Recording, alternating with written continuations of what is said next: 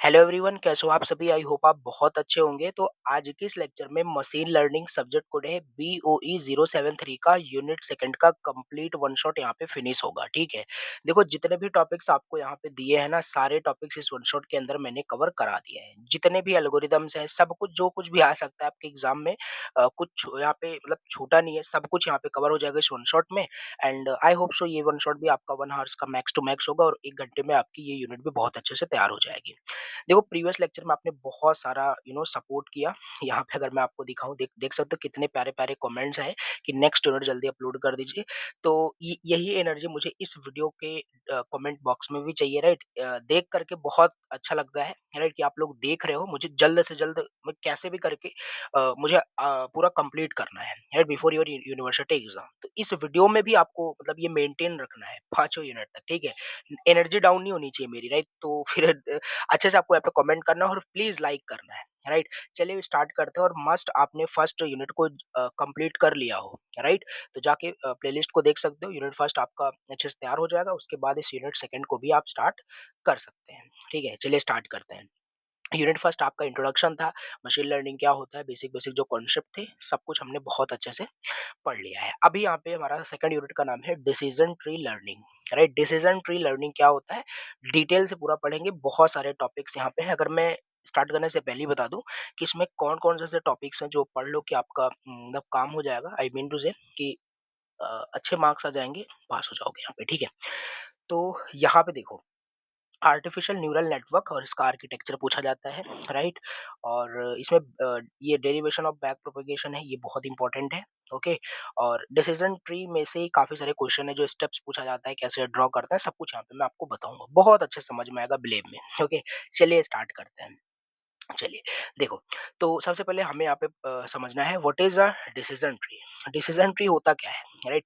What do you mean by decision tree? देखो, नाम से समझ में आ रहा है डिसीजन ट्री, राइट?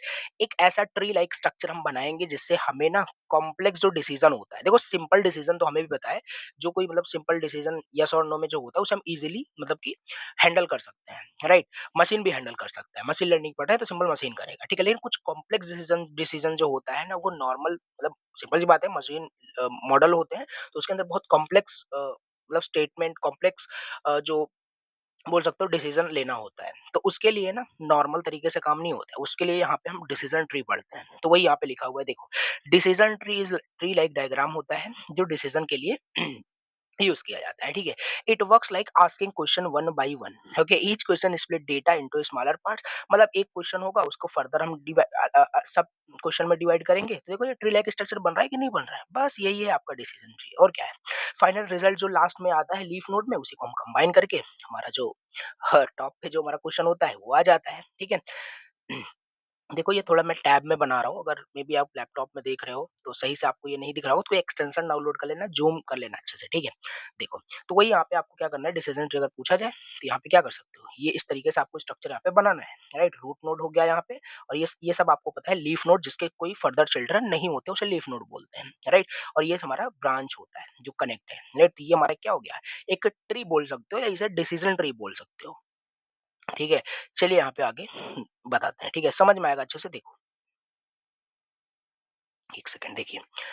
ओके, ये हो गया डिसीजन ट्री। अब यहाँ पे बात करते हैं, जब हम बात कर रहे हैं डिसीजन ट्री की, तो साफ साफ यहाँ पे आपको भी देखने को मिल रहा है डिसीजन ट्री के कितने पार्ट्स होते हैं। एक तो आपका रूट नोड होता है, एक तो डिसीजन नोड हो सकता है, लीफ नोड हो सकता है।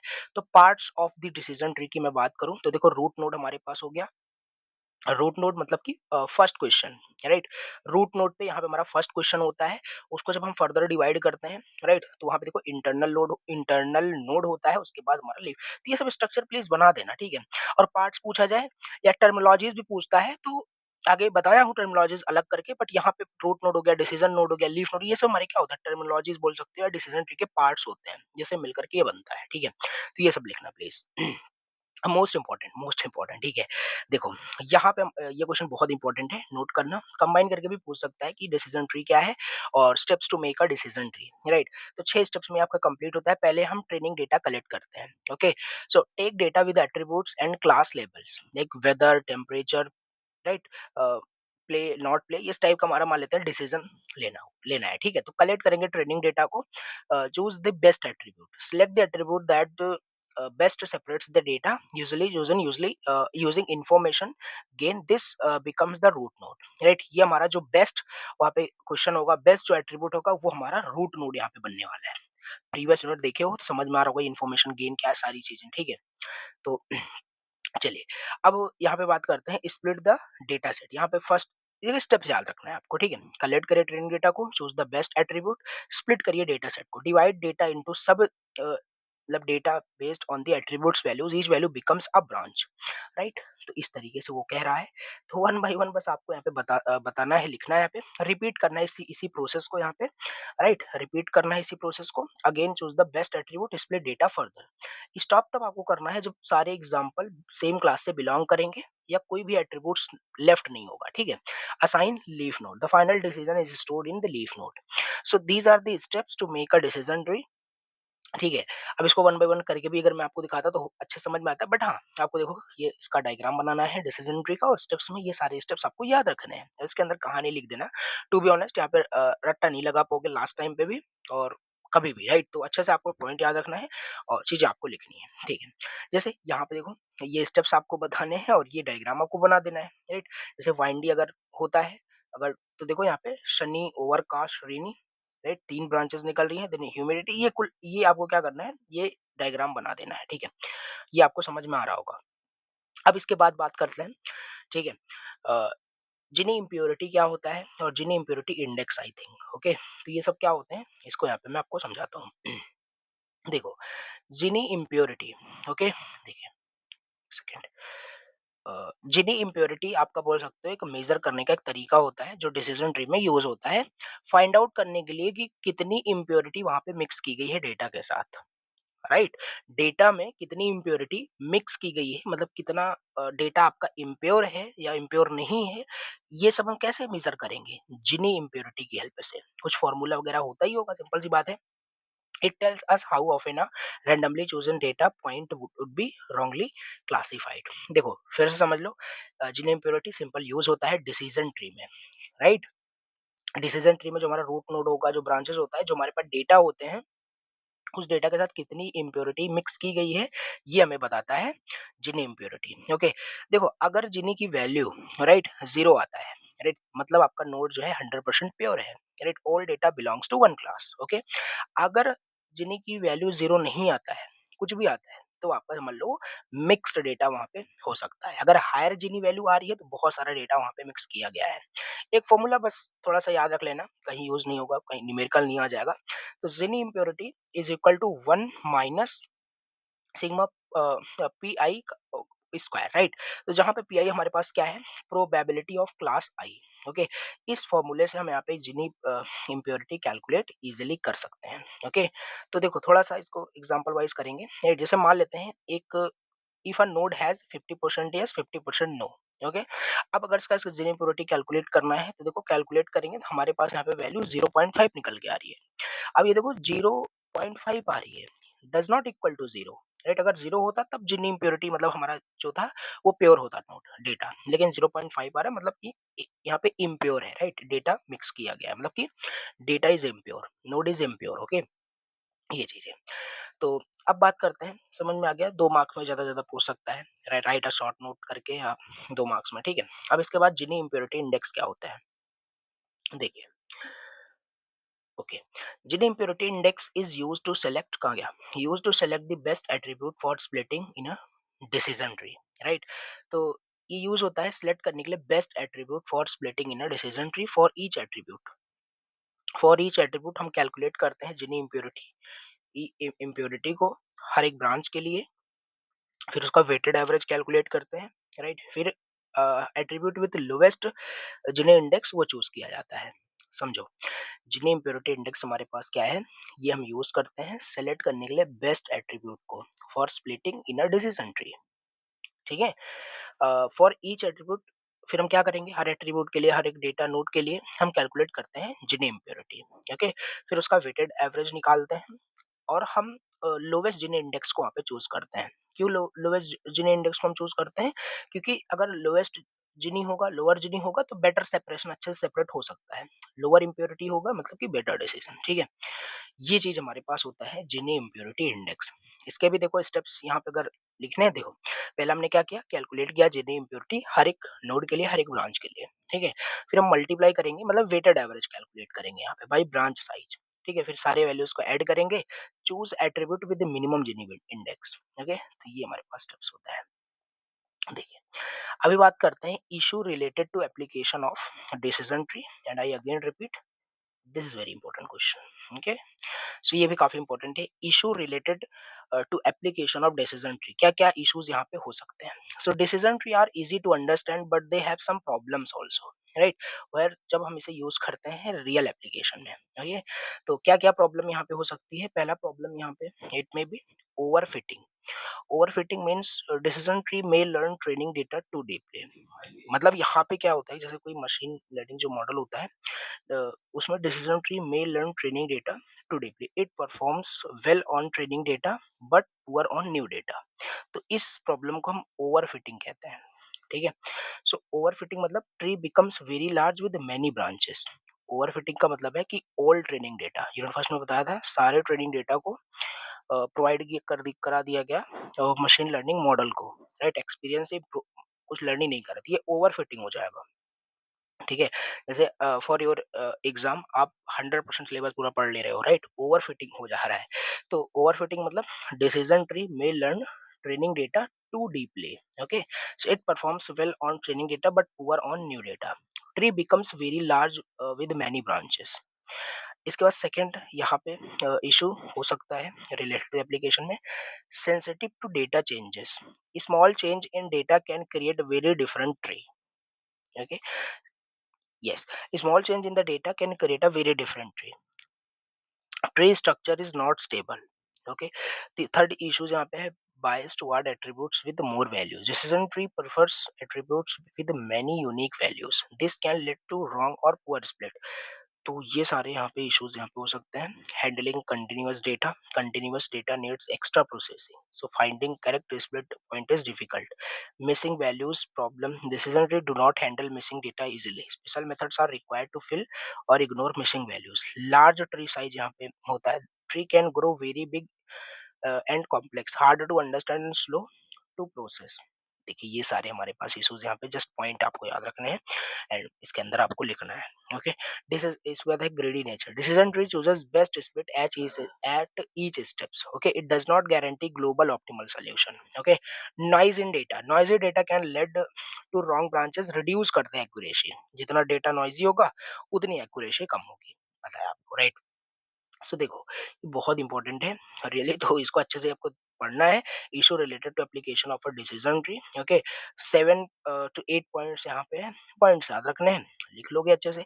अब बात करते हैं यहाँ पे बेसिक टर्मिनोलॉजीज क्या क्या है जो डिसीजन ट्री में यूज होती हैं, ओके। क्या क्या टर्मिनोलॉजीज हैं? तो यस, देखो, कहीं पे भी जब आप लिखना कुछ भी यहाँ पे ना, जैसे कोई क्वेश्चन आता है तो ट्राई करना, मतलब कि डायग्रामेटिकल रिप्रेजेंट करने के लिए, आई होप सो ये पता होगा आपको, राइट, पहले से। सो बेसिक टर्मिनोलॉजीज क्या क्या है डिसीजन ट्री में यूज होता है? तो पहला है रूट नोड, यही तो था आपका यहाँ पे, इस तरीके से कुछ स्ट्रक्चर, ठीक है। तो ये हमारे पास क्या है, रूट नोड होता है। तो रूट नोड वही the top most node of the tree, जो रिप्रेजेंट करता है पहले डिसीजन को, right? जैसे मान लेते हैं यहाँ पे हमारे पास क्या होगा, वेदर होगा, ठीक है। अब दूसरा हमारे पास क्या है, दूसरा terminology decision node. Decision node मतलब इंटरनल नोड की बात की जा रही है, नोड वेयर डेटा जहां से स्प्लिट होता है। ये रिप्रेजेंट करता है test on an attribute, like outlook हमारा क्या हो सकता है, इट मे बी सनी और रेनी, ओके। सो तीसरा हमारे पास है लीफ नोड, तीसरा है लीफ नोड, मतलब लास्ट नोड जिसके कोई फर्दर चिल्ड्रन नहीं होते हैं, फाइनल आउटपुट वही हमारा नोड लीफ नोड ही देता है, राइट। तो ये है हमारे पास फोर्थ हमारे पास ब्रांच। ये सब टर्मिनोलॉजीज हैं, टर्म हैं जो डिसीजन ट्री में यूज होती है कहीं ना कहीं, ठीक है। ब्रांच क्या है, एक कनेक्शन बिटवीन नोड्स, राइट। जैसे ये देखो, ये है हमारा इसे आप चाहे एज बोल दो, एज को इस चीज को मैं कह रहा हूँ, इसे चाहे एज बोल दो, ब्रांच बोल दो, वही सेम चीज, ठीक है। तो यही एक कनेक्शन बिटवीन नोड्स, ये हमारे पास क्या है, ब्रांच। देन इसके बाद है एट्रीब्यूट, अ फीचर ऑफ और variable used for splitting data, temperature, humidity, right. देखो, ये सारे जब आप बताना ना, ये लीफ नोड, सॉरी, ये जो है टर्मिनोलॉजीज, तो ये वाला डायग्राम इस पे अच्छे से बन जाएगा। देखो बताता हूँ, ये वाला, ये डायग्राम बनाना, सारी टर्मिनोलॉजीज़ को आपको ऐसे वन बाय वन करके दिखाना है कि ये हमारा रूट नोड हो जाएगा, ये जो ट्रू फॉल्स आ रहा है ये हमारा ब्रांच हो जाएगा, ये इंटरनल नोड हो जाएगा, राइट? और प्रूनिंग यहाँ पे बहुत सारी चीज़ें हैं। तो इस तरीके से आप बता सकते हो यहाँ पे। तो देखो वही यहाँ पे लिखा हुआ है एट्रीब्यूट मतलब कि वो वेरिएबल जो टेम्परेचर, ह्यूमिडिटी करके था। क्लास लेबल हो गया यहाँ पे राइट? स्प्लिटिंग यानी फर्दर उसे हम डिवाइड करते हैं डेटा को सबसेट के अंदर। प्रूनिंग मतलब रिमूव अननेसेसरी ब्रांचेस, रिड्यूस करते हैं ओवरफिटिंग को। सब ट्री भी अपने आप में वहाँ पे है, okay? So small tree inside a larger tree, impurity measure कैसे करेंगे? जीनी इम्प्योरिटी की हेल्प से, एंट्रोपी की हेल्प से, ठीक? तो दीज आर दी टर्मिनोलॉजीज जो यूज होती हैं, ठीक है? और ये रहा, ये बना सकते हो आप, ठीक है? रूट नोड हो गया, स्प्लिट किया गया, राइट?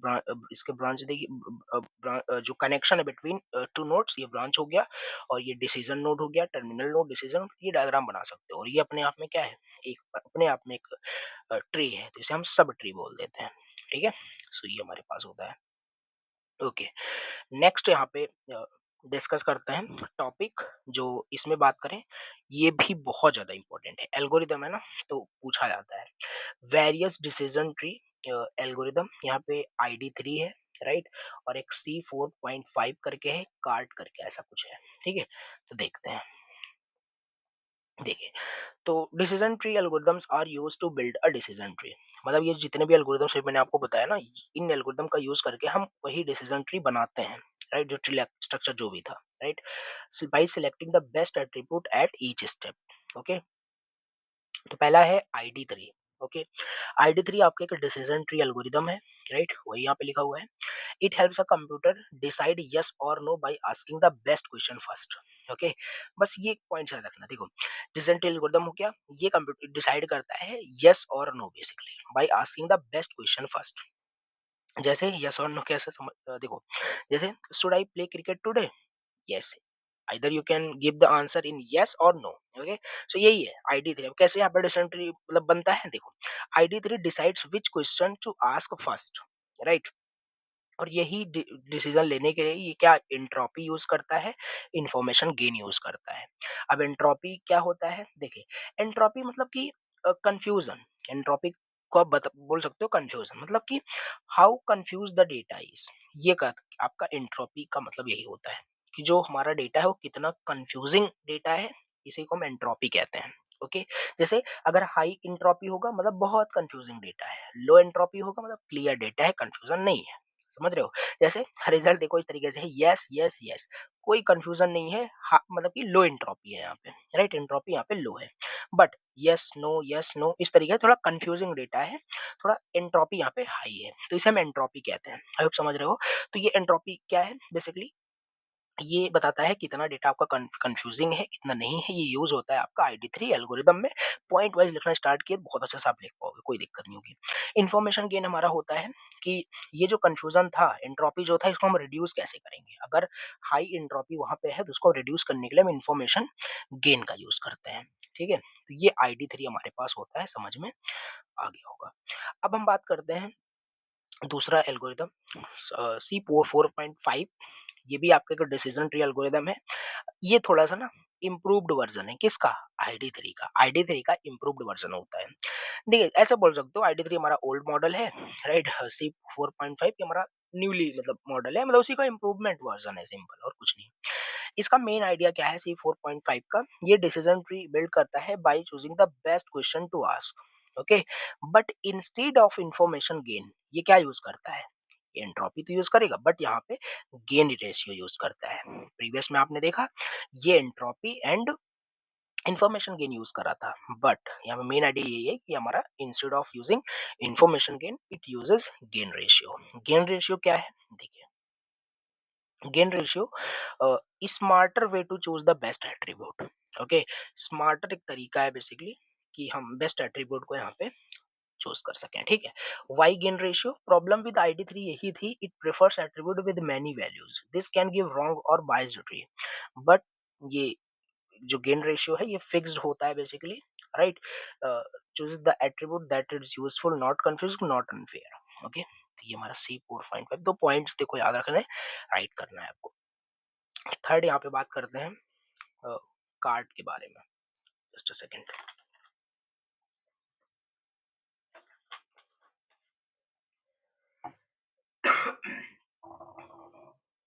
सॉरी, देखिए, तो अभी हम बात करते हैं cart, right? Classification and regression tree. Classification and regression tree. So CART means classification and regression tree. It is a decision tree algorithm also, right? Used for classification. जैसे दो यहाँ पे टर्म है, classification and regression. So it is a decision tree algorithm. Use होता है classification के लिए और रिग्रेशन के लिए। क्लासिफिकेशन मतलब कि यस नो या ट्रू या फॉल्स में क्लासिफाई करने के लिए, एंड इसके बाद यहाँ पे रिग्रेशन में प्रिडिक्ट करने के लिए नंबर्स को। मेन आइडिया कार्ट का यही है, cart makes decisions by splitting data into two parts. Means कि जो क्लासिफिकेशन रिग्रेशन जो ट्री होता है, ये डिसीजन डिसीजन लेता है by splitting data into two parts only. या तो यस नो में, या तो ट्रू या फॉल्स में। बस इतना ही इसका कॉन्सेप्ट है, right? Every question has only two answer. It may be yes, it may be true, और इट मे बी फॉल्स, और इट मे बी मतलब कि no. Okay, so this is called binary tree. इसे मतलब कि ये जो कार्ड ट्री हमारे पास होता है, इसको हम यहाँ पे बाइनरी ट्री भी कह सकते हैं। ठीक है, तो मतलब कि यहाँ पे ये क्लासिफिकेशन एंड रिग्रेशन के लिए यूज होता है। सो क्लासिफिकेशन में यस नो में, ट्रू फॉल्स में ओनली दो ही आंसर यहाँ पे हो सकता है, yes no true false left right. Okay, तो ये हमारा कार्ड होता है। तो ये चीज आपको एल्गोरिथम्स यहाँ पे लिख देने हैं, ठीक है? तीनों यहाँ पे इंपॉर्टेंट है। अब यहाँ पे बात करते हैं नेक्स्ट टॉपिक, जो कि है attribute selection measure used in decision tree. ठीक है, मतलब यहाँ पे हम कैसे एट्रीब्यूट को वहाँ पे सेलेक्ट करेंगे डिसीजन ट्री में, ये मतलब कि कैसे हम बेस्ट एट्रीब्यूट को कैसे सिलेक्ट करते हैं, ये चीज हमें यहाँ पे बतानी है। और देखो, ये ऑलरेडी हमने देख लिया कैसे बेस्ट एट्रीब्यूट हम कर रहे थे वहाँ पे। देखो प्रीवियसली आपने देखा वहाँ पे ID3 में इन्फॉर्मेशन गेन हम यूज कर रहे थे, राइट? जैसे कि बेस्ट एट्रीब्यूट वहाँ पे गेन रेशियो वहाँ पे था, जिन्हें इंडेक्स था, तो वही सब लिखना है फिर से। In a decision tree we must decide which attribute should be used to split the data first. Okay, attribute selection measures helps us choose the best attribute. तो कहने का मतलब है attribute selection measure used in decision tree में कि कौन सा attribute हमें यूज करना चाहिए फर्स्टली डेटा को स्प्लिट करने के लिए।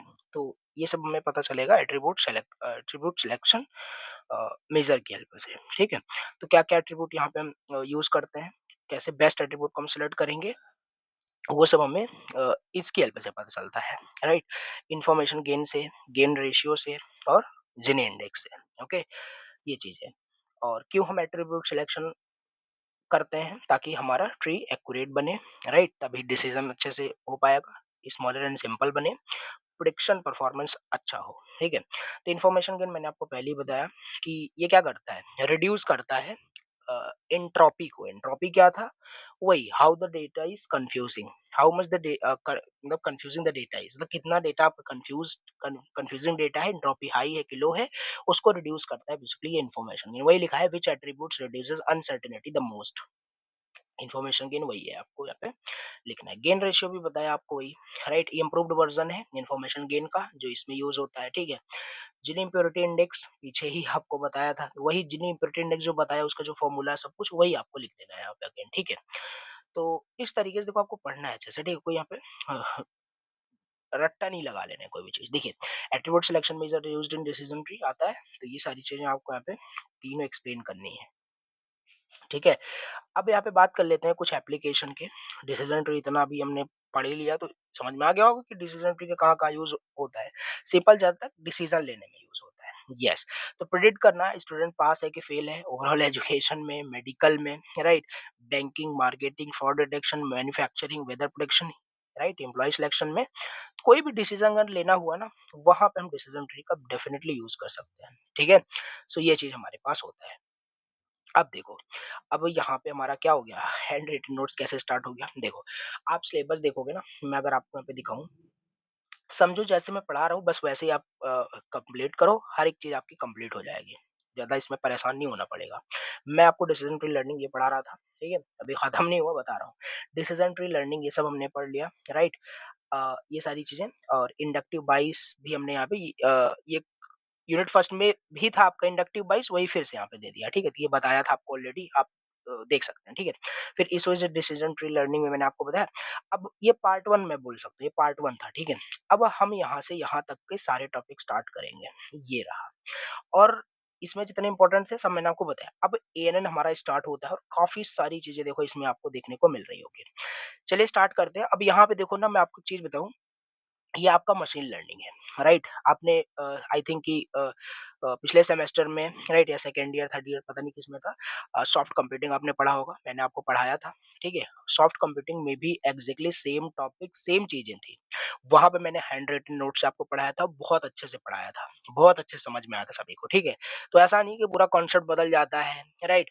तो वही सेम चीज़ इसमें भी दे दिया है, मशीन लर्निंग है, राइट? तो सेम चीज़ वही है, तो कुछ चेंज नहीं है। तो वही सारा मैंने यहाँ पे नोट्स मतलब अटैच कर दिया है, उठा लिया है, और इसमें कोई गलत नहीं है, राइट? अच्छे से पढ़ना, वही सिलेबस है, सब उसी के अकॉर्डिंग मैंने उसको मैनेज किया है, उसकी टेंशन आपको नहीं लेनी है। अब चलो स्टार्ट करते हैं आर्टिफिशियल न्यूरल नेटवर्क, और गारंटीड आपको समझ में आएगा। चलो देखते हैं, ठीक है? चलिए कहाँ पे थे? ये सब डिस्कस कर लिया।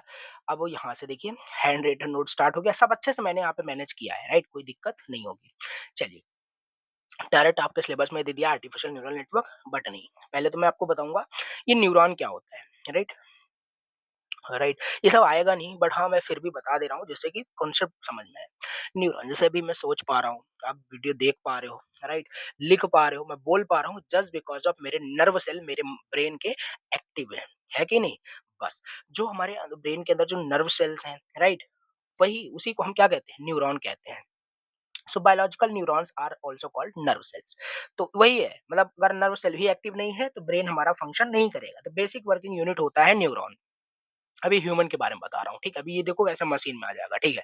तो ये चीज़ हमारे पास होता है, न्यूरॉन ही पूरा रिस्पॉन्सिबिलिटी लेता है, कोई भी चीज़ अगर हमारे मैसेज सिग्नल जा रहा है हमारे माइंड में, देन ठीक, समझ में आ गया।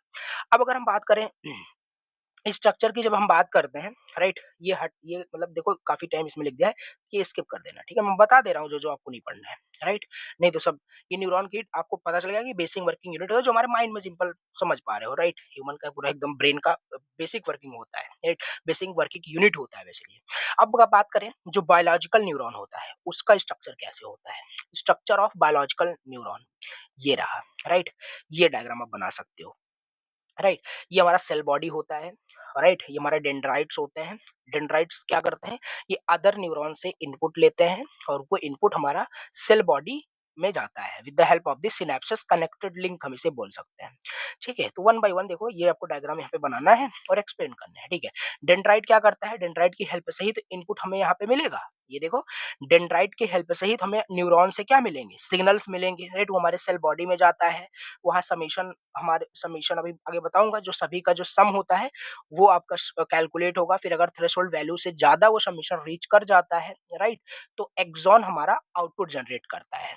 वही यहाँ पे लिखा हुआ है, सारे सिग्नल का सम अगर जब थ्रेशोल्ड वैल्यू को क्रॉस कर रहा होता है, देन हमारा एक्सॉन आउटपुट जनरेट कर देता है, ठीक है? तो ये कुछ बायोलॉजिकल न्यूरॉन का मैं स्ट्रक्चर बता रहा हूँ, कभी नहीं पूछेगा इसमें, मशीन लर्निंग की बात कर रहा हूँ।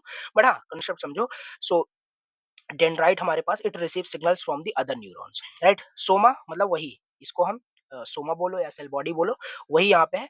मतलब ये क्या करता है? ये सम करता है सारे सिग्नल्स का, राइट? सारे इनपुट सिग्नल यहाँ पे देखो, जो जितने भी इनपुट सिग्नल्स यहाँ पे आ रहे हैं, कहा गया, ये जितने भी इनपुट सिग्नल्स हमारे पास यहाँ पे आ रहे हैं, इन सब का क्या करेगा? ये सेल बॉडी सम करता है, और वो सम अगर थ्रेशोल्ड फंक्शन, थ्रेशोल्ड वैल्यू से ग्रेटर हो जाता है, सिग्नल जनरेट होता है, ठीक है? वही यहाँ पे लिखा हुआ है। और सिनेप्सिस यहाँ पे जो देखने को आपको मिल रहा है, ये हमारे कनेक्शन कनेक्शन लिंक बोल सकते हो, राइट? वही यहाँ पे है, वेटेड कनेक्शन आपका है, ओके। देन इसके बाद हमारे पास यहाँ पे वो समीशन मैंने आपको बताया ही, वही यहाँ पे लिखा हुआ है, राइट? एक्सॉन क्या करेगा? When the sum reach the threshold value, neuron fire होता है, न्यूरॉन फायर करेगा, जनरेट करेगा एक आउटपुट, ओके। तो ये था बायोलॉजिकल न्यूरॉन की वर्किंग। अगर हम बात करें ह्यूमन के अंदर कितने टाइप्स के बायोलॉजिकल न्यूरॉन होते हैं, राइट? तो सेंसरी न्यूरॉन होता है, मोटर न्यूरॉन होता है, इंटर न्यूरॉन होता है। सेंसरी न्यूरॉन मतलब कि कोई भी चीज़ अगर हम सेंस करते हैं, राइट? कोई भी खाना खाते हैं, उसका जो टेस्ट हमें मिलता है, वो हमारा सेंसरी न्यूरॉन ही हमें, मतलब उसकी हेल्प से होता है, ठीक है? मोटर न्यूरॉन, ये देखो मैं अभी हैंड यहाँ पे मतलब कि मूव कर पा रहा हूँ, राइट? अभी मैं बोल पा रहा हूँ जस्ट बिकॉज़ ऑफ मेरे मोटर न्यूरॉन्स एक्टिव हैं, राइट? जो चीज़ें मैं वॉलंटरी या जानबूझ करके या इनवॉलंटरी, अनजाने में जो कुछ भी मैं करता हूँ, मेरे मसल्स का मूवमेंट, ऑर्गन, सब कुछ ये मोटर न्यूरॉन की हेल्प से ही हो पाता है। और इंटर न्यूरॉन हमारा क्या होता है? सेंसरी न्यूरॉन और मोटर न्यूरॉन को क्या करता है? कनेक्ट करके रखता है। इंटरमीडिएट न्यूरॉन होता है बिटवीन, मतलब कि सेंसरी एंड मोटर न्यूरॉन के बीच में। देखो, ये सब जितना भी मैंने बताया ना, ये रिक्वायर्ड है, तभी समझ पाओगे आर्टिफिशियल न्यूरल नेटवर्क क्या होता है। तो ये बायोलॉजिकल की पूरी कहानी हो गई, राइट? अब देखो, अब यहाँ पे मैं आपको बताता हूँ आर्टिफिशियल न्यूरॉन क्या होता है। बस सिंपल, ये जो भी अभी आप देख रहे होते ना, ये जो न्यूरॉन है हमारे, मतलब बेसिक वर्किंग यूनिट जो हमारे ब्रेन का होता है, बस यही जो न्यूरॉन है, यही न्यूरॉन हम क्या करते हैं, अगर यही न्यूरॉन को अगर हम क्या करें, अ, अगर मशीन के अंदर डाल दें, तो सिंपल सी बात है, मशीन भी ह्यूमन के जैसे सोचना समझना शुरू कर देगा, राइट? सेंस करना स्टार्ट कर देगा। तो इसी इसी को हम क्या कहते हैं, अगर यही न्यूरॉन हम मशीन के अंदर डाल देते हैं कैसे भी करके, राइट? इसीलिए मशीन लर्निंग पढ़ रहे हैं, तो उस चीज को हम यहाँ पे कहते हैं आर्टिफिशियल न्यूरॉन। ठीक है? अभी तक यहाँ पे क्या था, बायोलॉजिकल न्यूरॉन जो हमारे मतलब होता ही है, ठीक है? अब आर्टिफिशियल न्यूरॉन यहाँ पे वही है, राइट? क्या करता है, ये थोड़ा मैथमेटिकल, इसको समझना। Artificial neuron is a mathematical function based on the model of biological neuron. Biological neuron के मॉडल पे ही तो बेस्ड है। ओके, देखो, देखो फिर से। सो यहाँ पे हमारे पास वही दिया हुआ है, artificial neuron has the following main function, right? क्या करता है, इनपुट सिग्नल वो रिसीव करेगा। अब इसका थोड़ा स्ट्रक्चर पहले समझो। देखो, ये हमारा क्या है, ये आर्टिफिशियल न्यूरॉन है, आर्टिफिशियल न्यूरॉन है, राइट? है उसी तरीके से, लेकिन देखो चीजें चेंज होगी क्योंकि ये मशीन के अंदर न्यूरॉन अभी है, राइट? उस तरीके से। तो यहाँ पे क्या था, अभी आपने प्रीवियस में ही देखा, यहाँ पे आपके डेंड्राइट थे, अब यहाँ पे इनपुट लेयर हमारे पास हो जाता है आर्टिफिशियल न्यूरॉन में, राइट? इनपुट सिग्नल वैल्यू बोल सकते हो। अभी तक यहाँ पे सिनेप्सिस था, अब यहाँ पे सिनेप्टिक वेट्स हो गया है, चेंज तो होगा ही होगा, बट सेम मॉडल यूज हो रहा है आपका बायोलॉजिकल ब्रेन की, मतलब बायोलॉजिकल न्यूरॉन का ही यहाँ पे। और यहाँ पे क्या था, यहाँ पे सोमा सेल बॉडी था, लेकिन यहाँ पे हमारे पास समिंग फंक्शन हो जाएगा, ठीक है? ये हो गया। और यहाँ पे हमारे पास एक्टिव फंक्शन हो जाएगा, एक्टिवेशन फंक्शन हो जाएगा, और यहाँ पे एक्सॉन नहीं होगा, यहाँ पे जेड मतलब आउटपुट होगा। थोड़ा मैथमेटिकल रिप्रेजेंट कर दिया गया उसी बायोलॉजिकल न्यूरॉन को, राइट? उसी को यहाँ पे हम क्या कह रहे हैं, ये हमारा आर्टिफिशियल न्यूरॉन ही है, राइट? अब वन बाय वन सब आपको एक्सप्लेन कर देना है यहाँ पे। वही यहाँ पे अगर बात करें, इसमें 5 कंपोनेंट्स होते हैं। आर्टिफिशियल न्यूरॉन में 5 कंपोनेंट्स होते हैं कि नहीं होते हैं? कैसे? इनपुट लेयर हो गया, राइट? दूसरा सिनेप्टिक वेट्स बताओगे, समिंग फंक्शन क्या होता है बताओगे, एक्टिवेशन फंक्शन क्या होता है बताओगे, आउटपुट लेयर आप बता दोगे, ठीक है? तो वन बाय वन बस आपको एक्सप्लेन करना है। इनपुट लेयर में आप कहानी बताओगे कि यहाँ से क्या होगा, एक न्यूरॉन से दूसरे न्यूरॉन में जो इनपुट आएगा, right? It is similar to dendrite, dendrite के जैसे ही है, राइट? ये क्या करता है, मतलब अदर न्यूरॉन से जो भी बोल सकते हैं इनपुट है, वो यहाँ पे इनपुट लेयर में आता है। सिनेप्टिक वेट्स या वेटेड कनेक्शन लिंक आप बोल सकते हो, राइट? वही जो कनेक्ट करके रख रहा है इनपुट लेयर को और समिंग फंक्शन के बीच में, राइट? ये चीज है। ये सिनेप्टिक वेट जो W1 W2 करके देख रहे हो ना, ये हमारे पास यहाँ पे ये मतलब बोल सकते हो सिनेप्टिक वेट्स होते हैं। सिनेप्टिक वेट्स मतलब कि ये W1 W2 जो लिखा हुआ है, ये डिसाइड करता है कि कौन सा इनपुट कितना इंपॉर्टेंट है। जैसे एक X1 इनपुट है, मान लेते हैं W1 बहुत ज्यादा अगर इसका इनपुट होता है, तो बहुत ज़्यादा मान लेते हैं W1 की वैल्यू है, तो मतलब कि ये जो हमारा इनपुट है ज़्यादा इम्पोर्टेंट है, राइट? प्रायोरिटी डिसाइड करता है, कौन सा इनपुट कितना इम्पोर्टेंट है, सिनेप्टिक वेट्स यही है, राइट? सो ये लिखा हुआ है, ओके। तो ये सिनेप्सिस हो गया। समिंग फंक्शन वही, मतलब जैसे बायोलॉजिकल में कर रहा था, सारे सिग्नल का सम करेगा, और सम एक फॉर्मूले से होता है, ये रहा, राइट? ये इस तरीके से, ये 1 to N, then WI XI plus में B, ये आपका किसमें होता है, समिंग फंक्शन में होता है, राइट? ये बायस होता है, और ये इस तरीके से हमारा फॉर्मूला होता है, ठीक है? इन डिटेल जाओगे तो बहुत सारी चीजें हैं, अभी आगे मैं बताने वाला भी हूँ, ठीक है? तो ये हमारे पास इस फॉर्मूले के हेल्प से यहाँ पे क्या कैलकुलेट होता है, राइट? सम सब सारे सिग्नल का कैलकुलेट होता है। अब वही सम अगर यहाँ पे थ्रेशोल्ड वैल्यू से ग्रेटर हो जाता है, तो एक्टिवेशन फंक्शन हमारा एक्टिवेट हो जाता है, और एक्टिवेशन फंक्शन ही डिसाइड करता है वेदर और not a neuron fired based on the output value produce की नहीं।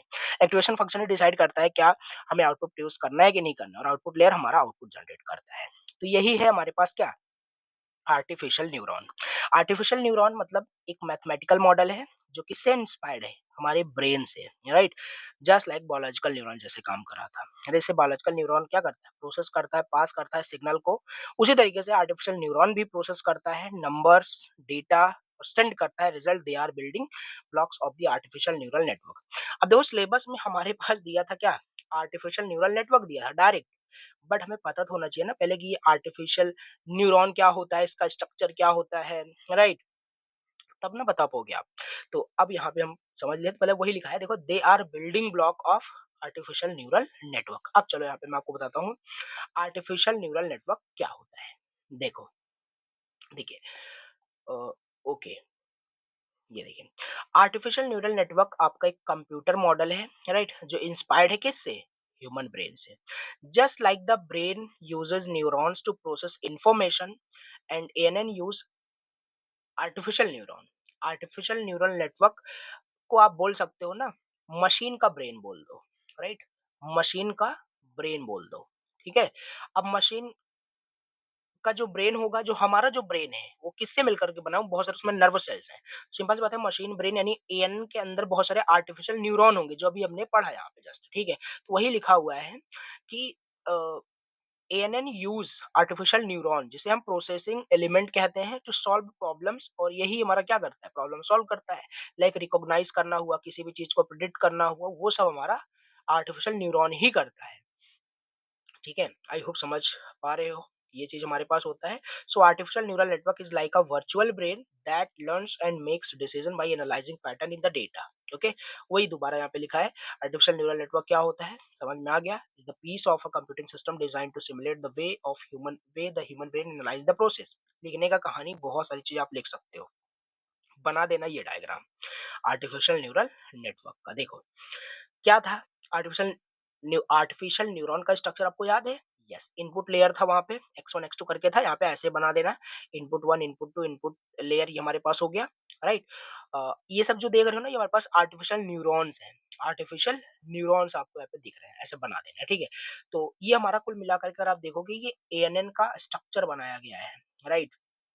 देखिए, इनपुट लेयर हमारे पास हो गया, और हमारे पास हिडन लेयर होता है। हिडन लेयर यहाँ पे मतलब मल्टीपल भी हो सकता है। अगर कॉम्प्लेक्स एएनएन आर्किटेक्चर है, तो वहाँ पे बहुत सारे हिडन लेयर हो सकते हैं, या एक भी हो सकते हैं, राइट? तो हिडन लेयर 1 है, हिडन लेयर 2 है, और आउटपुट लेयर है। इतने सारे कंपोनेंट्स यहाँ पे हैं।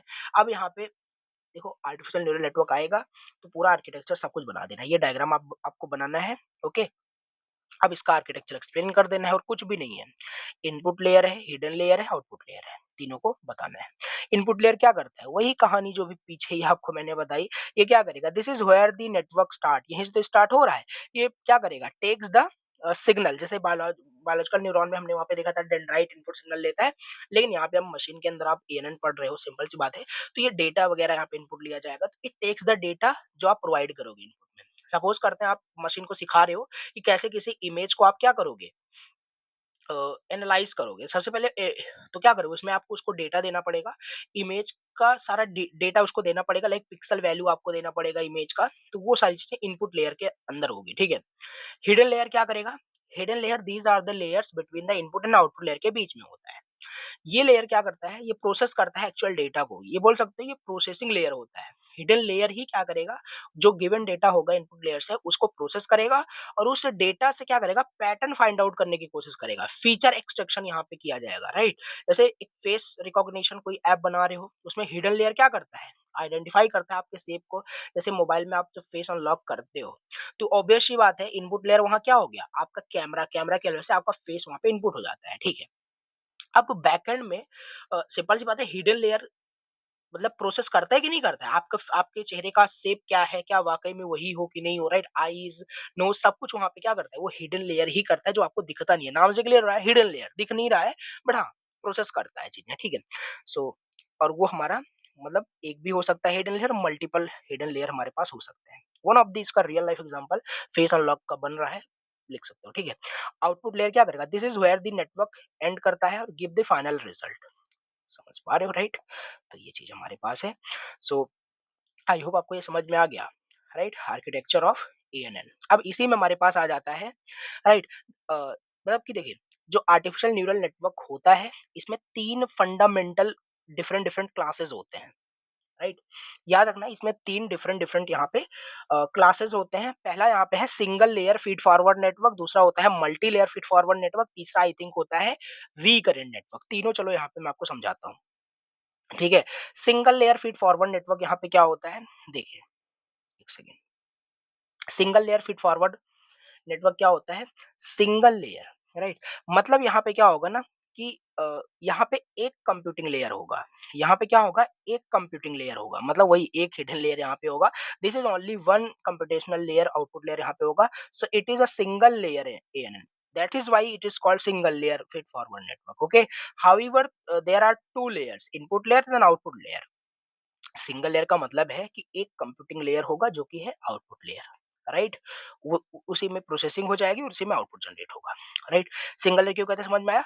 अब इसके बाद हमारे पास है फीड फॉरवर्ड नेटवर्क। मतलब देखो मतलब आपका क्या है? Single layer feed forward network है। तो सिंगल लेयर क्यों कहते हैं समझ में आ गया? फीड फॉरवर्ड नेटवर्क क्यों कहते हैं ये चलो समझते हैं। ऐसा बता रहा हूँ, राइट? तो फीड फॉरवर्ड नेटवर्क मतलब input layer forward data to output layer, not vice वर्सा।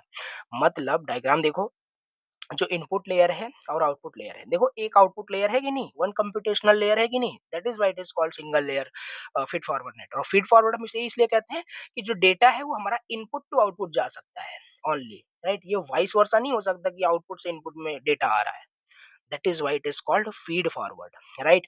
तो ये डायग्राम बनाना x1 x2, और ये हमारे पास पता ही है आपको, वेटेड कनेक्शन हमारे पास है जो क्या बता रहा है कि इनपुट कितना इंपॉर्टेंट है। Okay, yes.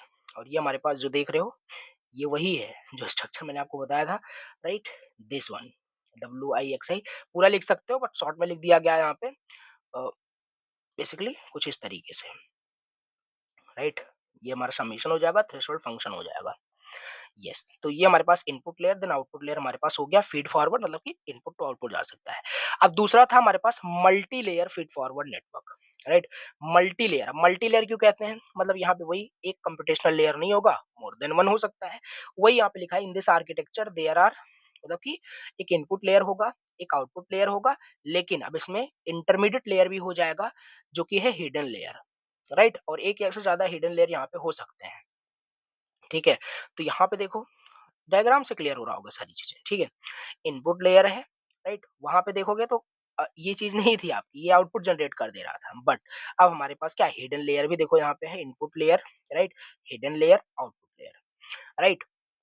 और फीड फॉरवर्ड क्यों कहते हैं? क्योंकि यहाँ पे इनपुट टू, मतलब वाइस वर्सा नहीं हो सकता, पहले ही आपको बताया, ठीक है?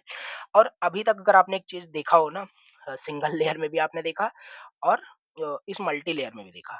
अगर यहाँ पे देखो हिंदी में यहाँ पे मैंने लिखा हुआ है जैसे, इन दोनों में देखो, दोनों जो अभी अभी तक हमने पढ़ा यहाँ पे, right? Single layer and multi layer feed forward जो नेटवर्क है, इसमें आपने देखा कि अगर एक बार रिजल्ट यहाँ पे प्रोड्यूस हो गया, राइट, तो फर्दर उसे कनेक्ट नहीं कर सकते हैं, चाहे रिजल्ट सही हो या सही ना हो, राइट? क्योंकि ये आपका फीड फॉरवर्ड होता है, एक बार जनरेट जनरेट हो गया तो हो गया, राइट? इसमें कोई फीडबैक का ऑप्शन नहीं है। बट अब जो आने वाला है रिकरेंट नेटवर्क, इसमें क्या होता है? इसमें क्या होता है सिंपल, एक देखो, इसमें फीडबैक की बोल सकते हो ऑप्शन हमारे पास होता है। मतलब यहाँ पे आउटपुट जनरेट हुआ, अगर आउटपुट आपका सही नहीं है तो वो एज अ फीडबैक जाएगा, अगेन क्या होगा? करेक्ट होगा, ठीक है? वही लिखा हुआ है, these networks differ from feed forward network architecture in the sense that there is at least one feedback loop, they can be single layer, multi layer feed forward network, right? और बात करें, ये हमारा क्या है, इसमें हिडन लेयर भी, input layer है, हिडन लेयर है, आउटपुट लेयर है। तो ये हमारे पास यहाँ पे बोल सकते हो ये क्या है, ये हमारा मल्टी लेयर है, बट ये हमारा रिकरेंट नेटवर्क है क्योंकि एज अ आपका फीडबैक जा रहा है, और ये हमारा फीड फॉरवर्ड नहीं है, राइट? रिकरेंट नेटवर्क है, राइट? तो देखो रिकरेंट नेटवर्क समझ में आ गया होगा। आई होप ये चीजें क्लियर हुई कि नहीं? यस, जैसे मैं पढ़ा रहा हूँ ऐसे आपको पढ़ना है, सारे टॉपिक्स कवर हो जाएंगे लास्ट में, देखो। अब इसके बाद हमारा नेक्स्ट टॉपिक आ जाता है लर्निंग, राइट? लर्निंग क्या होता है? देखिए, लर्निंग, ओके, एक सेकेंड, ठीक है? ये बताया ही था, यूनिट फर्स्ट में भी था, राइट? तो लर्निंग मतलब वही, जैसे फिर से आओ, वही स्टार्ट करते हैं, मान लेते हैं ह्यूमन भी है क्या, अपनी गलतियों से सीखता है, आप भी अपनी गलतियों से सीखते हो, राइट?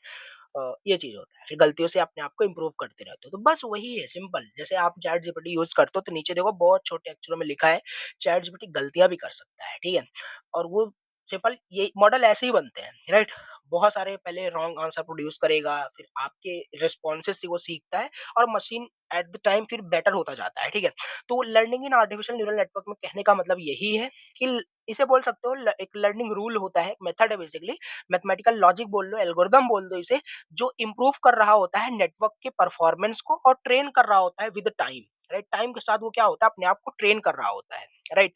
और बस यही है सिंपल लर्निंग का मतलब। कहानी बहुत सारी इसमें लगी है, लिख पाओगे लर्निंग क्या होता है। देखो, learning rule is one of the factors which decides how fast or how accurately the artificial networks can be developed. Okay, so in short अगर आप बोलो, लर्निंग रूल हमारा एक प्रोसीजर है, राइट? लर्निंग एल्गोरिदम है, ट्रेनिंग एल्गोरिदम है, जिससे क्या होता है, एक मशीन लर्न करता है और अपनी परफॉर्मेंस को इम्प्रूव करता जाता है। That that is that is learning. Okay, yes, ये चीज है। The purpose of the learning rule is to train the network to perform some task. ये होता है learning in artificial neural network, ठीक है? अब हम बात करते हैं लर्निंग मेथड्स के। और एक सेकंड, मैं पहले चार्जर को भी कनेक्ट कर लेता हूँ, तो एक सेकंड जस्ट।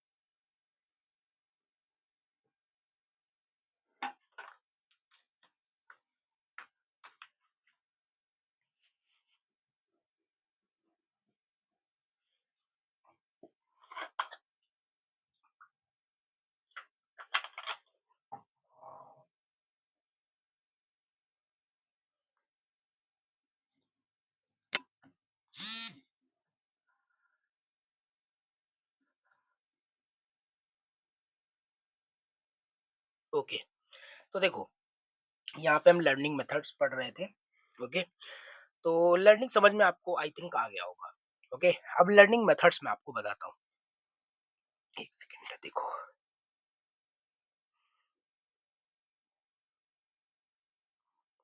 ओके, तो देखो, लर्निंग मेथड्स क्या क्या होते हैं। ओके, देखो, तो पहले तो मैं आपको बता दूं, ये चीज आपको देख लेनी है, राइट? ये डायग्राम। ओके, ये पूरा डायग्राम आपको माइंड में बिठा लेना है, ठीक है? न्यूरल नेटवर्क लर्निंग मेथड्स या लर्निंग के टाइप्स आप बोल सकते हो, राइट? सुपरवाइज लर्निंग होता है, अनसुपरवाइज लर्निंग होता है, रीइंफोर्स लर्निंग होता है। सुपरवाइज लर्निंग हमारे फर्दर डिवाइड होते हैं stochastic learning, gradient descent learning में। ग्रेडियंट डिसेंट फर्दर डिवाइड होता है least mean square back propagation में। अनसुपरवाइज लर्निंग फर्दर डिवाइड होता है हेबियन कंपैरेटिव में। और रीइंफोर्स नहीं होता है, ठीक है? तो ये डायग्राम प्लीज याद रखना। कहीं पे भी लर्निंग के टाइप्स है, लर्निंग पूछा जाए, बना देना, बहुत इम्पैक्ट पड़ेगा, ठीक है? तो ये चीज हमारे पास हो गया। अब वही मतलब बात करिए, जो लर्निंग के जो मेथड्स है ना, ये बेस्ड ऑन समथिंग डिवाइड किया गया है, राइट? तो तीन बेसिकली टाइप्स में डिवाइड किया गया है, सुपरवाइज, अनसुपरवाइज, रीइंफोर्स। फर्दर तो बहुत सारे हैं। So these three types classified based on presence और absence ऑफ ट्रेनिंग डेटा। ये जो टाइप्स में डिवाइड किया गया है ना, ये मतलब कि टीचर के प्रेजेंस पे या absence पे डिवाइड किया गया है। और इस टीचर को हम क्या कहते हैं? ट्रेनिंग डेटा कहते हैं, ठीक है? The information provided by the system to learn. मतलब ये जो आप टीचर देख रहे हो, सिंपल सी बात है, ये खुद का रियल लाइफ एग्जांपल लो। हमारी भी जो लर्निंग होती है, वो या तो विद टीचर होगी या तो विदाउट टीचर होगी। हमारे लाइफ में भी हो सकता है काफी अच्छे अच्छे टीचर हो जो हमें गाइड कर रहे हो, राइट? आगे कैसे क्या करना है। मे भी हो सकता है कि कोई टीचर ना हो, हम सेल्फ मतलब खुद से सारी चीजें कर रहे हो, राइट? सेल्फ स्टडी सारी चीजें, ऐसा। तो लर्निंग उसी से है, राइट? ओके, सो वही मशीन के अंदर भी जो है ना, टीचर, ये तो चलो हमारा मतलब रियल लाइफ एग्जांपल से रिलेट करने की कोशिश हमने किया, लेकिन इस टीचर को हम बोलते हैं ट्रेनिंग डेटा, राइट? समझ में अब आपको आएगा। देखो, तो ये टाइप्स तो आपको मतलब याद रखने हैं। अब पहला तो हमारे पास टाइप्स यहाँ पे है सुपरवाइज लर्निंग। तो सुपरवाइज लर्निंग क्या है? सुपरवाइज लर्निंग में हमारे पास टीचर प्रेजेंट होता है। सुपरवाइज लर्निंग में हमारे पास टीचर प्रेजेंट होता है, ठीक है? टीचर प्रेजेंट होने का मतलब है ट्रेनिंग डेटा हमारे पास होता है, हमारे पास एक्सपेक्टेड आउटपुट हमें ऑलरेडी पता होता है, राइट? ये सब मैंने यूनिट फर्स्ट में बताया था और वही सब रिपीट हो रहा है, राइट? जैसे जैसे देखो the input value along with target value is called training data. जो ट्रेनिंग डेटा हम कह रहे हैं ना, जो हमारे पास टारगेट वैल्यू जो आनी है वो हमें ऑलरेडी पता होता है। सुपरवाइज लर्निंग में जैसे यहाँ पे देखो, जैसे 2+2 एग्जांपल मैंने दिया था इज इक्वल टू क्या है, जैसे मान लेते हैं टारगेट आउटपुट हमें क्या चाहिए, टारगेट आउटपुट हमें 4 चाहिए इस इनपुट के लिए, राइट? तो ये देखो हमारे पास यहाँ पे टारगेट आउटपुट भी इसको दिया जाएगा मशीन को कि 4 लाना है, ठीक है? तो इस टाइप की जो लर्निंग होगी, ट्रेनिंग डेटा हमारे पास देखो प्रेज़ेंट है, इसको हम सुपरवाइज़्ड लर्निंग बोलते हैं। इनपुट दिया आपने, राइट? ये डायग्राम बनाना है, इनपुट दिया, न्यूरल नेटवर्क है, एक्चुअल आउटपुट यहाँ पे जनरेट किया। जैसे यहाँ पे 2+2 हमने किया, राइट? और टारगेट आउटपुट क्या है? टारगेट आउटपुट यहाँ पे 4 है, बट एक्चुअल आउटपुट मान लेते हैं यहाँ पे जनरेट कर रहा है 5 जनरेट कर रहा है। ठीक है? जो कि इक्वल नहीं है, रॉन्ग आउटपुट जनरेट कर रहा है। अब यहाँ पे एरर सिग्नल जनरेट करेगा। डिजायर्ड आउटपुट क्या था? डिजायर्ड आउटपुट 4 था हमारे पास, बट आ कितना रहा है? 5 आ रहा है। तो एरर सिग्नल जनरेट करेगा, अगेन अब ये रिफाइन करेगा जब तक करेक्ट आउटपुट यहाँ पे जनरेट नहीं करेगा। ये कुछ इस तरीके से हमारे पास यहाँ पे आपने देखा कि यहाँ पे ट्रेनिंग डेटा हमारे पास है, डिजायर्ड आउटपुट हमारे पास यहाँ पे ऑलरेडी पता था हमें। इसे ही हम बोलते हैं सुपरवाइज्ड लर्निंग, ठीक है? यस। अब बात करते हैं अनसुपरवाइज्ड लर्निंग की। अनसुपरवाइज्ड लर्निंग क्या होता है? इसमें लर्निंग विदाउट अ टीचर, इसमें कोई भी ट्रेनिंग डेटा हमें हमें मतलब कि नहीं पता होता है, ठीक है? ये होता है हमारे पास पढ़ना प्ले जैसे, ठीक है? जैसे यहाँ पे देखिए इसमें सेल्फ मतलब लर्निंग हो रही होती है, राइट? देखिए जैसे मान लेते हैं ये हमारे पास यहाँ पे देखिए इनपुट दिया गया, बहुत सारी चीज़ें यहाँ पे दी गई, राइट? बहुत सारा सबका यहाँ पे दिया गया Apple, watermelon, orange, right? Apple, बहुत सारी चीज़ें। अब क्या करेगा जब से मान लेते हैं इसको क्लासिफाई करने के लिए मशीन को दिया गया। अब वहाँ पे अनसुपरवाइज्ड लर्निंग ये क्या करेगा, और डेटा यहाँ पे नहीं दिया गया, ट्रेनिंग डेटा यहाँ पे नहीं दिया गया। अब ये क्या करेगा, कुछ पैटर्न, किसी फीचर के बेसिस पे क्या करेगा, इसको क्लासिफाई कर देगा। लाइक साइज़ के बेसिस पे हो सकता है। देखो साइज़ के बेसिस पे देखो सेम साइज़ का जो हमारे पास डेटा है उसे क्लस्टरिंग कर दिया, इस प्रोसेस को हम क्लस्टरिंग कहते हैं, ठीक है? और क्लस्टर 2 में जो अलग साइज का था उसे अलग कर दिया, राइट? समझ पा रहे हो? So all similar input patterns are grouped together as a cluster. So clustering हमारा एक प्रोसेस है जिससे हम ग्रुप करते हैं, सिमिलर जो इनपुट पैटर्न होते हैं उसको ग्रुप करते हैं, ठीक है? तो ये हमारे पास होता है यहाँ पे अनसुपरवाइज्ड लर्निंग। रीइंफोर्स्ड लर्निंग हमारे पास क्या होता है, इसमें पार्शियली रोल होता है, partial role of teacher, right? Present हो भी सकता है, नहीं भी हो सकता। Teacher is present but does not present the expected or desired output, but only indicated if the मतलब कि computed output is correct or not. यहाँ पे मतलब ट्रेनिंग डेटा प्रेजेंट होगा, बट यहाँ पे desired output but only indicate करेगा। कहने का मतलब है देखो, but does not present the expected output. यहाँ पे टीचर हमारे पास प्रेजेंट होगा, ट्रेनिंग डेटा प्रेजेंट होगा, बट हमारे पास डिजायर्ड आउटपुट हमारे पास नहीं होगा, राइट?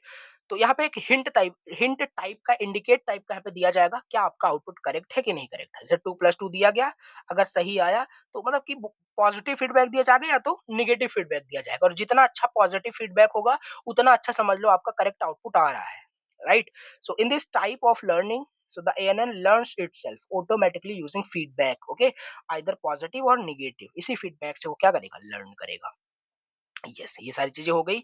और इसका डायग्राम बना देना प्लीज। ये चीज एक एक्चुअल आउटपुट जनरेट किया, यहाँ पे देखो टीचर हमारे पास प्रेजेंट है, बट टीचर हमें यहाँ पे डिजायर्ड आउटपुट नहीं बताता है। पॉजिटिव और निगेटिव फीडबैक वो देता है, उसी पॉजिटिव निगेटिव फीडबैक के बेस पे ये लर्न करता है खुद में। मैक्सिमम पॉजिटिव फीडबैक होगा तो वो समझ लो अच्छा परफॉर्म कर रहा है, अदरवाइज बहुत बेकार, ठीक है? तो ये हमारे पास होता है रीइंफोर्स लर्निंग। एंड ये सब तो मैंने आई होप यूनिट फर्स्ट में ही इसको बताया था, विद डिफरेंस भी बताया था, बट इसमें भी मैंने सोचा कि कवर करना चाहिए क्योंकि रिलेटेड था काफी इसमें, ठीक है? ओके। अब बात करते हैं यहाँ पे परसेप्ट्रॉन के बारे में, राइट? परसेप्ट्रॉन क्या होता है? परसेप्ट्रॉन क्या है, देखिए सिंपल सी बात है, जो आर्टिफिशियल न्यूरल नेटवर्क होता है ना, जो एएनएन होता है, राइट? जब हम बात करते हैं अगर हमें कॉम्प्लेक्स एएनएन को मतलब अंडरस्टैंड करना है, आर्टिफिशियल न्यूरल नेटवर्क अभी आपने देखा एक ही लेयर हमने वहां पे किया, बट मशीन में बहुत सारे लेयर्स होते हैं।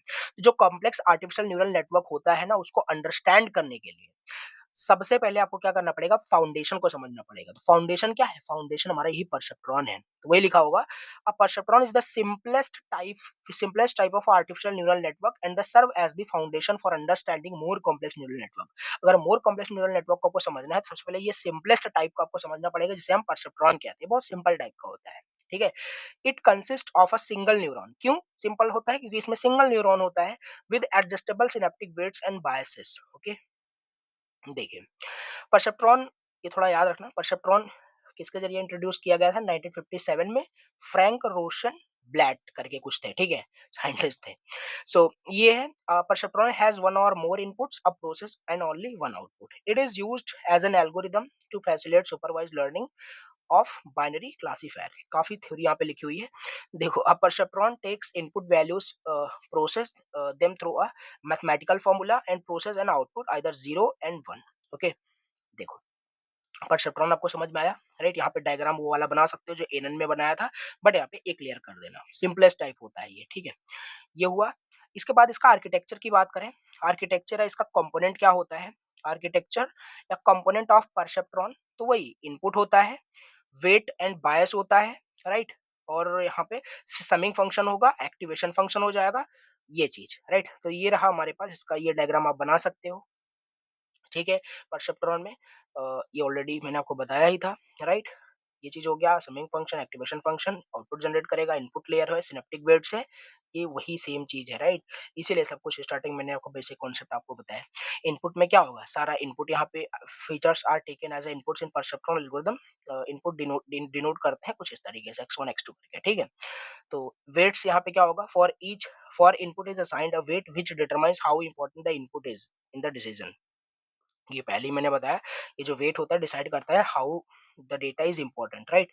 वही लिखा है इनपुट कितना मतलब इंपॉर्टेंट है।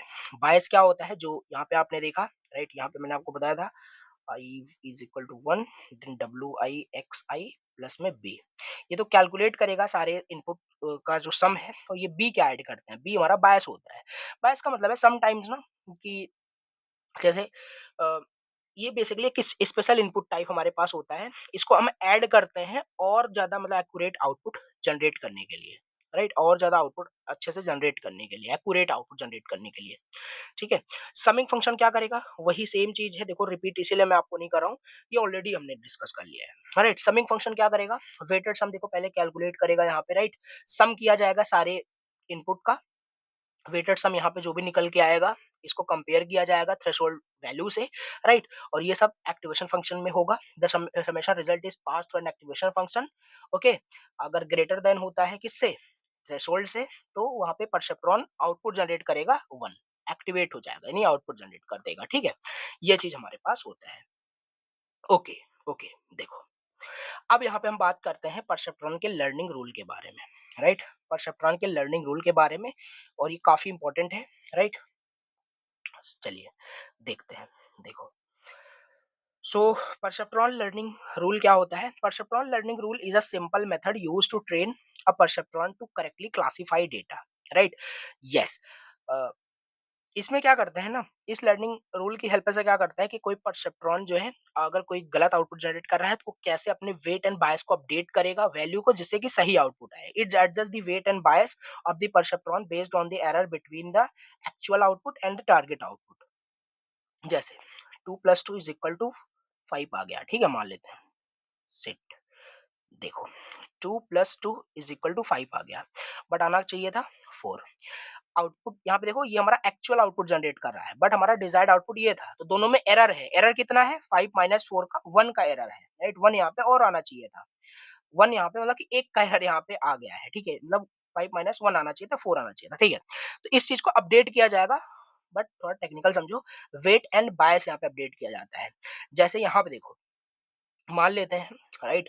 यहाँ पे आउटपुट जो जनरेट किया वो रॉन्ग आउटपुट जनरेट किया यहाँ पे, ठीक है? अगर रॉन्ग आउटपुट जनरेट करता है, तो हम क्या करते हैं, ये जो बायस की वैल्यू जो यहाँ पे हम ऐड कर रहे हैं ना, इसी को हम अपडेट करते हैं। कभी इसको हम 1 करेंगे, कभी इसको 2 कर देंगे, कभी 3 करेंगे, जब तक हमारे यहाँ करेक्ट आउटपुट नहीं आएगा, ठीक है? ये थोड़ा मैथमेटिकल होता है, तो वही यहाँ पे लिखा हुआ है। कैसे परसेप्ट्रॉन लर्निंग रूल हमारा काम करता है, देखिए हम स्टार्ट करेंगे, स्टेप बहुत इंपॉर्टेंट है, स्टार्ट करेंगे इनिशियल वेट से और बायस से, ठीक है? Starts with any initial weights and bias हम स्टार्ट करेंगे, कैलकुलेट करेंगे आउटपुट को for a given input, compute the perceptron output using this formula, right? इस फॉर्मूले का यूज करके हम क्या करेंगे, कैलकुलेट करेंगे बेसिकली जेड की वैल्यू को, राइट? वेटेड सम हमारे पास यहाँ पे सब होगा, जैसे वही W N X one plus W two X two, इस तरीके से, ठीक है? स्टेप लिख देना, कोई दिक्कत नहीं है। फिर कंपेयर करेंगे हम आउटपुट को विद टारगेट, जो भी आउटपुट आएगा उसे हम टारगेट से कंपेयर करेंगे, क्या मतलब कि एक्यूरेट है कि नहीं। अगर आउटपुट हमारा करेक्ट है, कोई चेंजेस नहीं होगा। अगर आउटपुट हमारा इनकरेक्ट आ रहा है, अब चेंज होगा क्या, weight and bias. Okay, weight and bias को फिर हम अपडेट करेंगे विद दिस न्यू फॉर्मूला। ये हमारा वेट था, तो डब्ल्यू न्यू का फॉर्मूला क्या होगा, W old plus eta dot T minus O. T minus target output, और ये हमारा मतलब कि T minus zero and multiply X हो जाएगा, राइट? एक सेकेंड, देखो, एक मिनट फिर से देखते हैं, सॉरी। देखो, ये हम क्या करेंगे, हम अपडेट करेंगे वेट एंड बायस को, right, with this formula, W new W old plus eta dot, ये हमारा टारगेट आउटपुट हो जाएगा, और ये ओ है, जीरो नहीं है, राइट? ये परसेप्ट्रॉन आउटपुट जो जनरेट करेगा, और एक्स मतलब इनपुट वैल्यू क्या है, और बायस मतलब ये फॉर्मूला देखो, इस फॉर्मूले से हम क्या करेंगे, नए वहां पे अपडेट एंड बायस को अपडेट करेंगे, ठीक है? तो इसमें क्या क्या है, सारी चीजें यहाँ पे लिखी हुई है। ओके, ये हो गया। रिपीट फॉर ऑल इनपुट, सारे इनपुट के लिए हम क्या करेंगे, इसको रिपीट करेंगे, राइट? और कंटिन्यू करेंगे प्रोसेस को ऑल ट्रेनिंग एग्जाम्पल के लिए with the perceptron with no mistake. Okay, yes.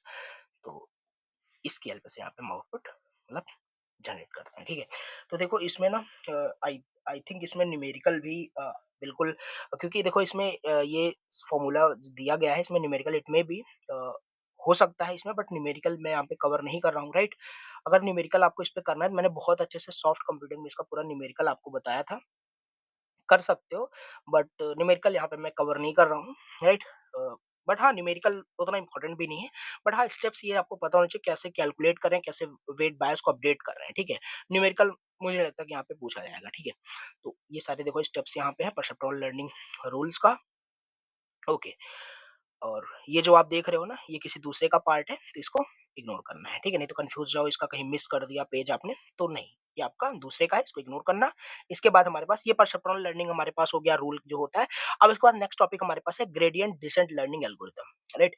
Gradient descent learning algorithm क्या होता है? सिंपल, ये आपको पहले ही मैंने बताया, जो आपको टाइप्स मैंने बताए थे याद रखने के लिए, राइट? ये ग्रेडिएंट डिसेंट किसका टाइप है? ये आपका देखो, ये टेबल आपको बिल्कुल याद रखनी है, राइट? ये कहा गया, फिर से आपको दिखाना पड़ेगा। ये देखो, राइट? सुपरवाइज्ड लर्निंग का ही तो आपका टाइप है ग्रेडिएंट डिसेंट। आ गया ग्रेडिएंट डिसेंट, तो पूरा बना देना ये, राइट? तो ऐसे ही लिखते हैं, राइट? नहीं तो वही बस खाली लिख के आप चले आओ, पूरा अच्छे से आपको लिखना है हर चीज। ओके, देखो, अब ग्रेडिएंट डिसेंट लर्निंग एल्गोरिथम क्या होता है? It is the most used algorithm to train neural network. Neural network को ट्रेन करने का ये भी एक हमारा एक एल्गोरिथम है, right? The gradient descent algorithm is a method जो यूज होता है to optimize models by minimizing the error. Okay, yes, gradient descent tells us how to adjust these values step by step to minimize the error। gradient descent यही बताता है, simple. ये क्या है, आपका एक न्यूरल नेटवर्क को ट्रेन करने का एक एल्गोरिदम है, जो बताता है अगर मतलब कि जो एरर जनरेट करता है, मतलब कि एक सिंपल ट्रेनिंग एल्गोरिदम है जो न्यूरल नेटवर्क को ट्रेन करने के लिए यूज होता है, और बहुत ज्यादा ये मिनिमाइज करता है एरर को, ठीक है? अगर एरर जनरेट कर रहा है, तो ये कैसे अपडेट करेगा और कैसे मिनिमाइज करेगा उस एरर को, ये सारी चीज़ इसमें बताया जाता है, ठीक है? अगर हम टाइप्स की बात करें, types of gradient descent algorithm में 3 टाइप्स होते हैं। बैच ग्रेडिएंट डिसेंट होता है, स्टोचैस्टिक ग्रेडिएंट डिसेंट होता है, मिनी बैच ग्रेडिएंट डिसेंट होता है। ओके, देखो, बैच ग्रेडिएंट डिसेंट एल्गोरिथम क्या होता है? It is a variation of the gradient descent algorithm that calculates the error for each example in the training data set but only updates the model after the training example have been evaluated. ये इस type, ये हमारा क्या है, batch gradient descent algorithm होता है। Okay, इसके बाद यहाँ पे क्या है, stochastic gradient descent means, stochastic means random probability in the algorithm, मतलब कि variant error sorry, variant error for random example in this training data set is calculated instead of each example, it is faster than batch gradient descent algorithm। देखो, batch gradient descent algorithm था, right? Stochastic gradient descent algorithm है। Stochastic का मतलब random probability, मतलब कि random यहाँ पे probability यहाँ पे यूज होती है, राइट? इस टाइप्स ऑफ मतलब in this type of learning algorithm में। Okay, so in this algorithm variant error for random example is training data set is calculated।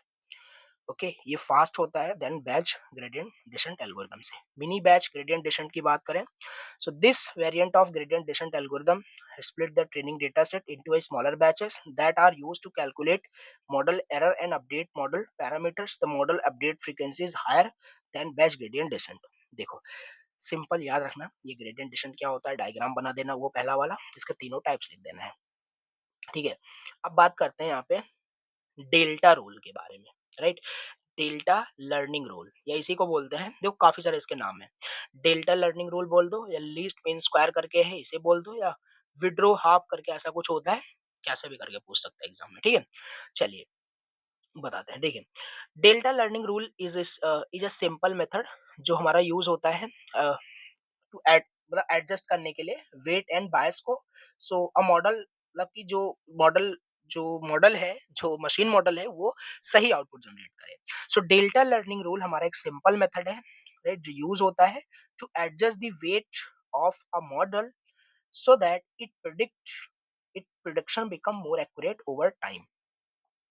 It based on reducing the difference, any error between the actual output and predicted output. Okay, so the word delta means, delta का मतलब change, okay. तो मतलब वही यहाँ पे हम करेंगे, जो हमारा एक्चुअल आउटपुट आ रहा है, जो हमारा डिजायर्ड आउटपुट है, अगर एरर जनरेट हो रहा है तो हम चेंज करेंगे। चेंज किस में करेंगे?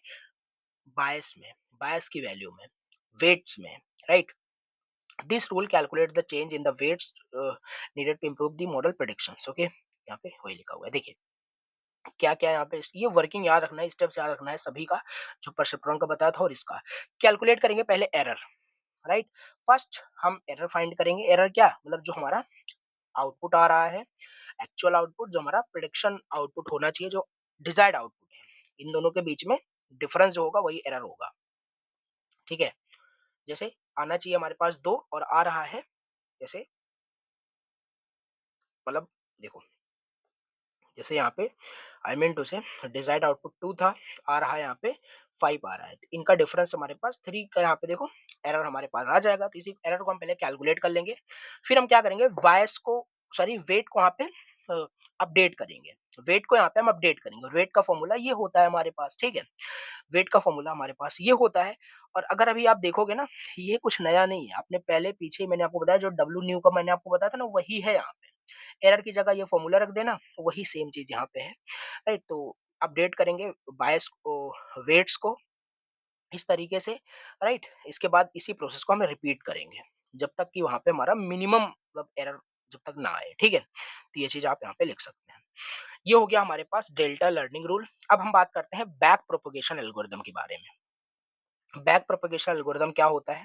तो पहले तो पता होना चाहिए बैक प्रोपोगेशन क्या होता है। देखो, इसका एक एग्जांपल यहाँ पे मैंने लिखा हुआ है, रेडियो का एग्जांपल बैक प्रोपोगेशन के लिए। देखो, आप बहुत पुराने ज़माने में रेडियो लोग सुनते थे, ठीक है? अभी भी सुनते होंगे। तो रेडियो क्या होता है, सिंपल, जब हम रेडियो ऑन करते हैं, ठीक है? तो पहले तो देखो उसमें हम चैनल पकड़वाते हैं, राइट? कि कोई चैनल पकड़ ले, देन कोई म्यूज़िक प्ले हो जाए, कोई न्यूज़ वगैरह। तो नहीं पकड़ता है तो वहाँ पे देखो कितनी मतलब नॉइज़ी साउंड आता है, मतलब कुछ आता नहीं है वहाँ पे, कुछ सुनाई नहीं देता, ठीक है? तो हम क्या करते हैं, उस जो बटन होता है, राइट? उसको हम क्या करते हैं, रोटेट करते हैं, इधर-उधर घुमाते हैं, चैनल पकड़ता है, नहीं पकड़ता है। तो वो जो हम करते हैं ना, मान लेते हैं अभी हम कोई चैनल पे वहाँ पे है, 90.0 समथिंग चैनल पे है, जहाँ पे कोई आवाज़ नहीं आ रही है, बहुत अजीब सा साउंड वहाँ पे दे रहा है रेडियो, ठीक है? हम क्या करते हैं, जो बटन होता है उसको हम क्या करते हैं, बैक प्रोपेगेट करते हैं, रोटेट करते हैं अगेन। फिर दूसरा चैनल पकड़ लेता है 93.0 पे, यहाँ पे भी नहीं पकड़ा, फिर बैक प्रोपेगेट करते हैं उसको हम, मतलब जो बटन होता है उसको रोटेट करते हैं, घुमाते हैं, राइट। तो एक तरीके से यही हो गया, बैक प्रोपेगेशन यही होता है, राइट। बैक प्रोपेगेट करना, आई होप कॉन्सेप्ट थोड़ा बहुत समझ में आ रहा होगा, ठीक है। तो बस यही तरीका हम इसमें भी यूज करते हैं। बैक प्रोपेगेशन एक स्टैंडर्ड मेथड है आर्टिफिशियल न्यूरल नेटवर्क को ट्रेन करने का, ठीक है। बैक प्रोपगेशन एक मेथड है, रिपीटेडली एडजस्ट करेंगे।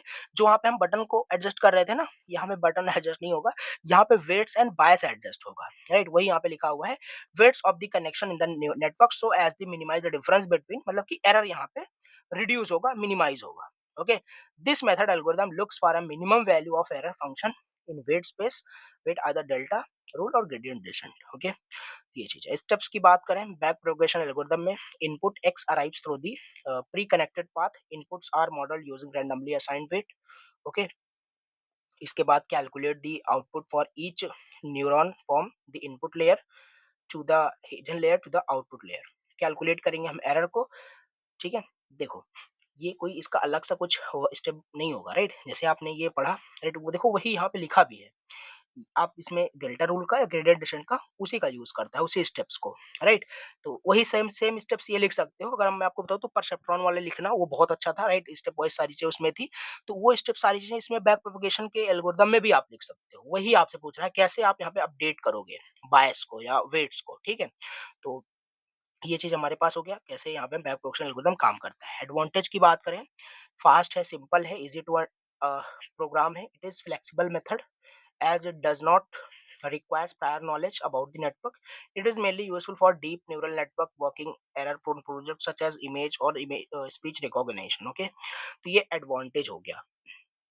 अब बात करते हैं यहाँ पे एडर लाइन के बारे में, राइट? देखिए, बात करोगे बहुत सारी चीजें इसमें होती हैं एनएन में, राइट? बहुत बड़ा कॉन्सेप्ट है इसमें, एड लाइन, मैट लाइन, बहुत सारी चीज होती है, बट सिलेबस में हमारे एडर लाइन करके दिया हुआ है।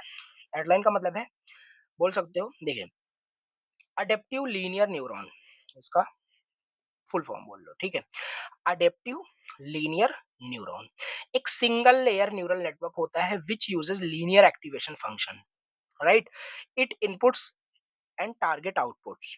लर्निंग रेट इसमें जो होता है लाइन में, वो 0.1 से 1 के बीच में होता है। ओके, सो ये हमारे पास एडेलाइन होता है, adaptive linear neuron. Adaline use करता है, एडेलाइन यूज करता है delta rule to update the weights between the connection to minimize the difference between the output value and target value, ठीक है? सो डेल्टा रूल इसमें क्या होता है बेसिकली, देखिए, ये फॉर्मूला वही सेम फॉर्मूला इसमें भी है, ठीक है? तो ये delta rule for changing weights ये हो जाएगा। तो ये डायग्राम इसमें बनाने हैं आपको, राइट? इस एड लाइन की मैं बात कर रहा हूँ, इसमें भी वही सेम चीज है, देखिए, राइट? ये इनपुट लेयर हो जाएगा, वेट्स हमारे पास हो जाएंगे, और इसमें बायस की जो वैल्यू है वो सिंपल कितनी, 0.12, कहाँ गया? ये देखिए, लर्निंग रेट हमारे पास जो होता है बेसिकली 0.1 से 1 के बीच में ही होता है। बायस यहाँ पे 0 नहीं हो सकता, राइट? ये चीज़। तो ये हेडलाइन होता है, इसको प्लीज़ देखना, राइट? ये हो गया हमारे पास। अब इसके बाद हमारे पास लास्ट के कुछ टॉपिक्स बचे हुए हैं, जल्दी से इसको डिस्कस कर लेते हैं। Convergence and generalization, okay? तो देखिए, कन्वर्जेंस क्या होता है? Convergence means the learning process has successfully finished, right?